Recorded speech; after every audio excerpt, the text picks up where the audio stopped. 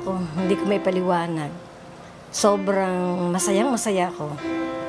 Talagang kasi napakalaki ng ng gusto kong mabago sa sarili ko. Napakarami kong dapat na ihingi ng tawad.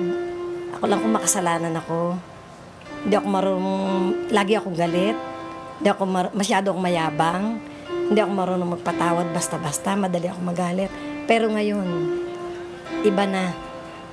Hindi ako nahihiyang humingi ng tawad kahit kanino. Pinipilit ko talagang lahat mabago. Talagang ang laki ng gustong-gusto kong mabago talaga. Napakarami pang dapat baguhin sa sarili ko. Pero ngayon, taas ako sa Panginoon talaga. Dahil kung wala siya, wala rin ako.